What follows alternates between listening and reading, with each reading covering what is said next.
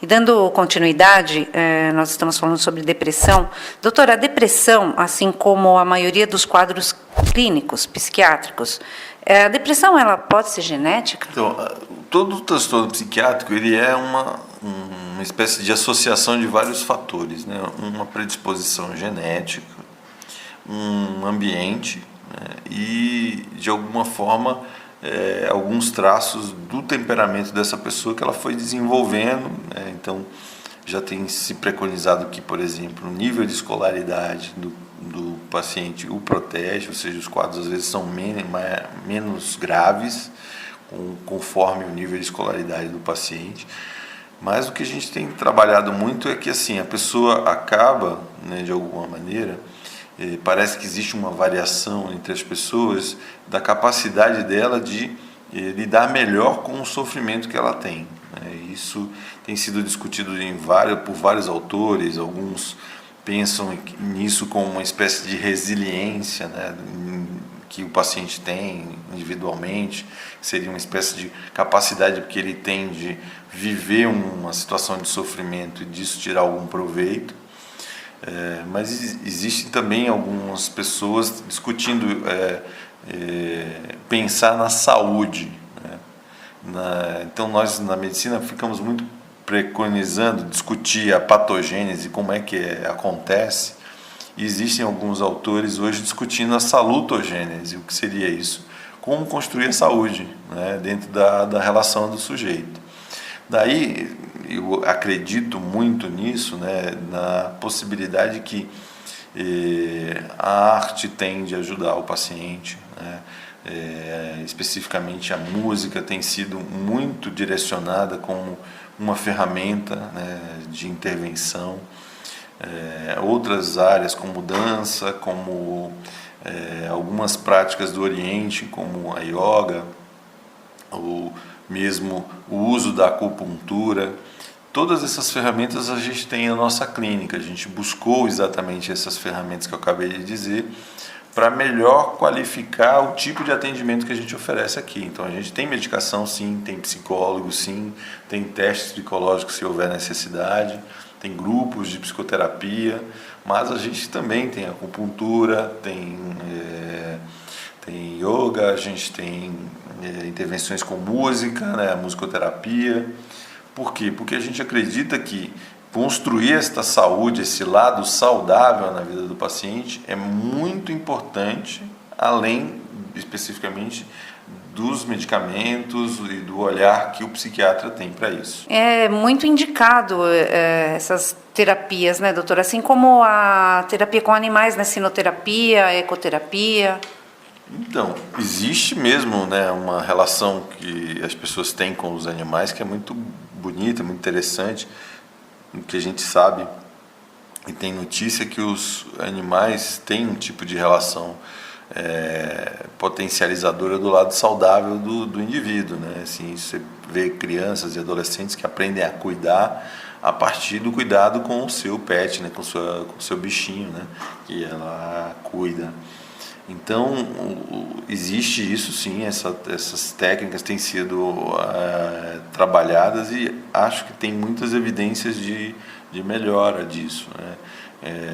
Recentemente foi feita aí algumas reportagens sobre um dos hospitais aqui de São Paulo, de maior referência, em que desde que o animal seja vacinado, né, ele pode visitar o dono dele no hospital, né, caso ele esteja doente, internado, né, porque a gente sabe, um animal acaba virando alguém da família, né? Então, como eu falei há pouco, que é importante a visita do familiar, também é importante a visita do animal, essa pessoa que está adoecida e está no hospital.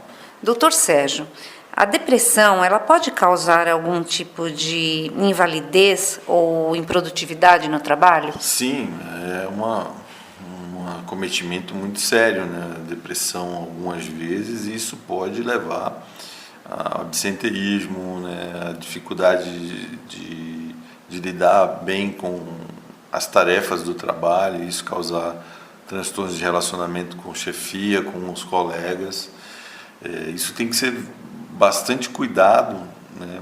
porque a depressão é um quadro cada vez mais prevalente e existem alguns estudos sugerindo que seja a segunda maior causa de ausências, né, no trabalho. Então isso é uma coisa importante que a gente tenha que cuidar disso, né, e a pessoa que está vivendo algum tipo de sintoma, que tenha dúvida se isso é uma depressão, busque um profissional, busque alguém para avaliar isso. Então os psicólogos são treinados para isso, os psiquiatras, alguns assistentes sociais, alguns terapeutas ocupacionais que são profissionais específicos da área da saúde mental, eles têm condição de auxiliar essa pessoa a buscar ajuda.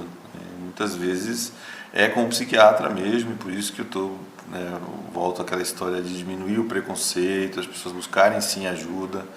Tem aí vários depoimentos, né, na internet ou em lugares de pessoas e celebridades assumindo que têm problemas graves, depressivos ou de transtornos de dependência química, e é fundamental a pessoa aceitar o seu sofrimento e buscar ajuda. E a partir dessa busca da ajuda a gente tem como municiar, né, criar maneiras de tirar essa pessoa desse sofrimento. E como o doutor mesmo mencionou há pouco, a depressão ela é uma das doenças dos tempos modernos mesmo, né, doutor?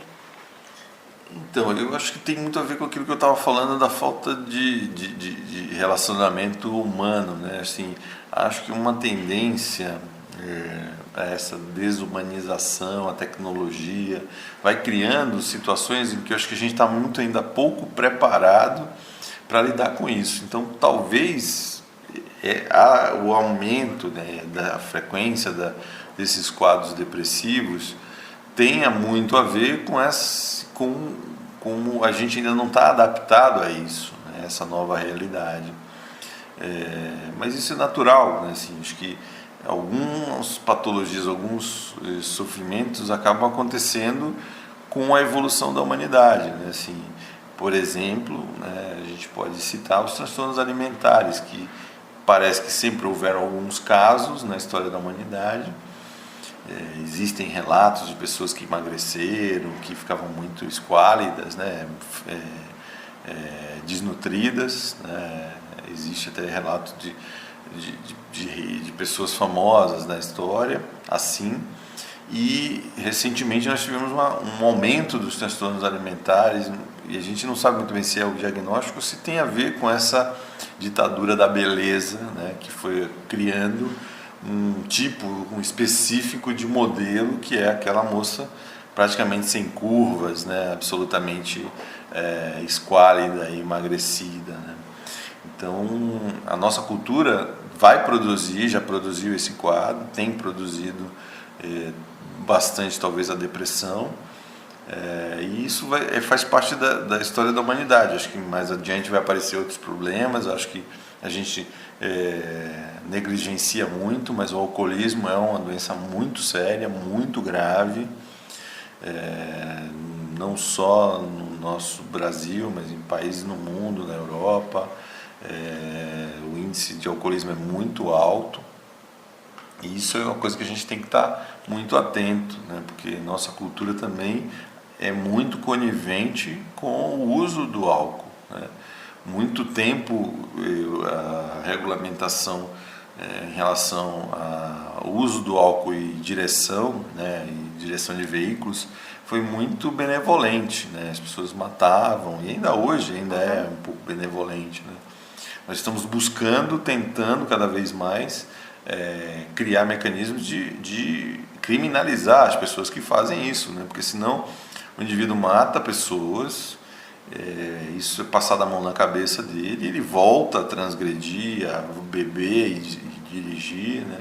Isso é muito sério, né? Na nossa sociedade a gente tem que entender que um carro é uma arma, né? Se você vai dirigir embriagado, você está se expondo e expondo uma coletividade inteira, né? Uma família que está voltando e você bate de frente, né? Ou acontece um acidente com essa família. Então nós precisamos assumir a responsabilidade, né? Responsabilizar pessoas que façam isso.